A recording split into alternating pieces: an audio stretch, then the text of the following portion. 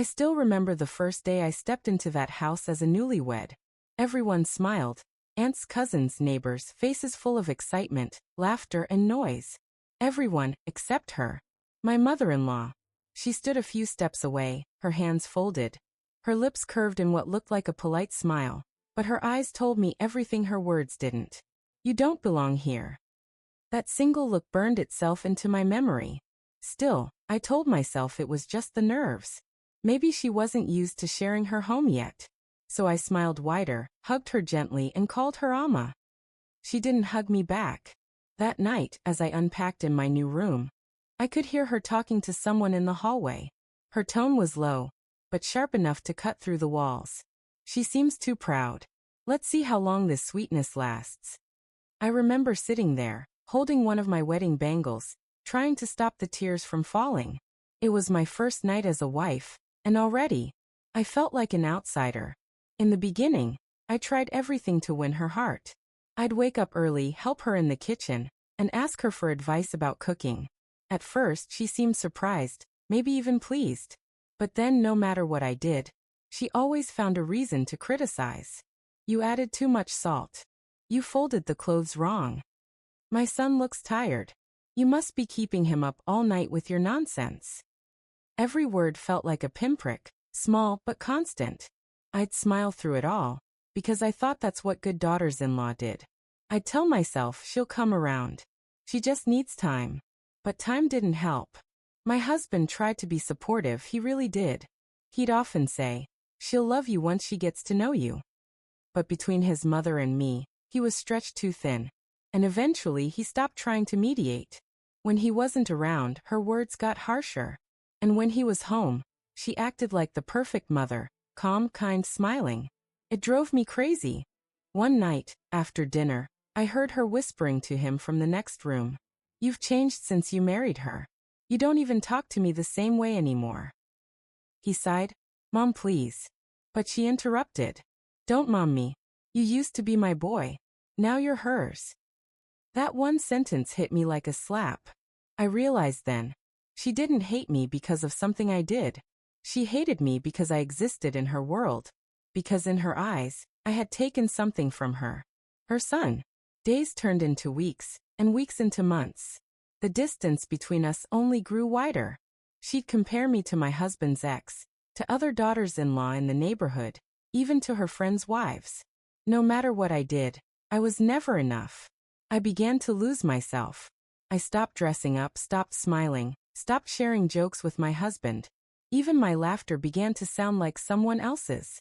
At night, I'd lie awake beside him, pretending to sleep while tears soaked my pillow. Then came the breaking point.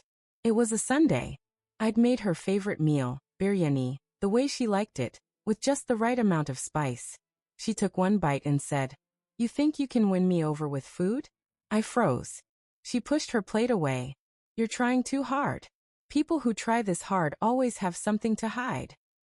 That was it. I couldn't do it anymore. That night, when everyone went to bed, I quietly pulled out a suitcase and began packing my clothes. I folded everything slowly, carefully, like I was packing away pieces of myself. I didn't want to make a scene. I just wanted peace. But before I could zip the bag, the door opened. My husband stood there, confusion written on his face. "What are you doing?"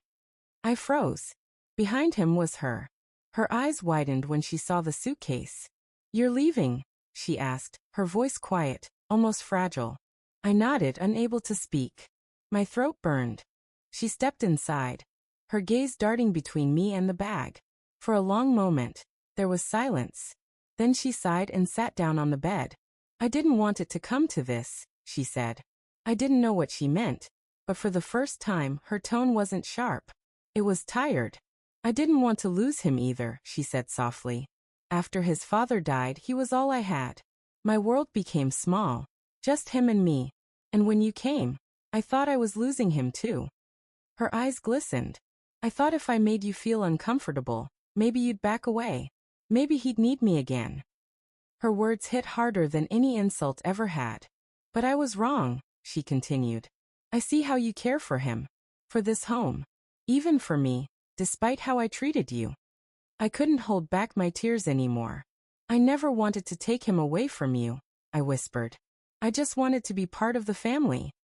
For the first time since my wedding day, she reached out and touched my hand. It was small, hesitant, but real. We talked for hours that night. She told me about her loneliness, how the house felt empty after her husband's death, how she spent nights sitting by the window, waiting for her son to come home. And when he got married, she felt invisible, replaced. I listened to every word. For the first time, I saw her not as an enemy, but as a woman, a mother who was scared of being forgotten. By dawn, something in our hearts had shifted. When I woke up later that morning, the suitcase was still there, but the heaviness in the air was gone. In the following days, things started to change. Slowly but surely, she began joining me in the kitchen again. Not to criticize, but to guide. We'd laugh over burnt rotis, argue over how much salt was just right, and share little stories from her past. She told me about the first time she cooked for her husband, how nervous she was, and how he'd eaten the burnt rice anyway, just to make her smile. We found comfort in those little exchanges. One afternoon, while folding laundry together, she said quietly, "You remind me of myself when I was young, stubborn, emotional, and willing to do anything for love." That was the first time she truly complimented me. And it wasn't long before she began defending me too. When relatives tried to stir gossip or compare me to others, she'd say, "My daughter-in-law does more than you'll ever know. You should learn from her." Those words meant everything. Months passed. Our bond grew stronger. We'd spend evenings watching old family videos, laughing at my husband's childhood tantrums, or sitting quietly on the balcony sharing tea. Sometimes, I'd catch her looking at me with a smile, not forced, not polite. A real one. One day, she told her friends, "I couldn't have asked for a better daughter-in-law."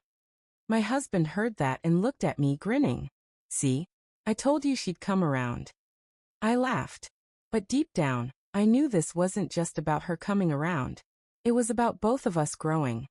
Learning that love sometimes hides behind walls built from fear and grief. Now whenever I see her smile at me, I think back to that first day, the cold stare, the silence, the unspoken words. And I realize something. She never truly hated me. She was just scared. Scared of losing her place in her son's heart. Scared of being alone again. Sometimes people's harshness isn't hatred. It's pain, wearing a mask. And when love finally breaks through that mask, even the hardest hearts begin to soften. These days she calls me her daughter, not just daughter-in-law. And whenever someone praises our family, she says proudly, "It's all because of her. She keeps us together." I never imagined those words would come from her. But they did, and every time I hear them, I feel grateful that I didn't give up.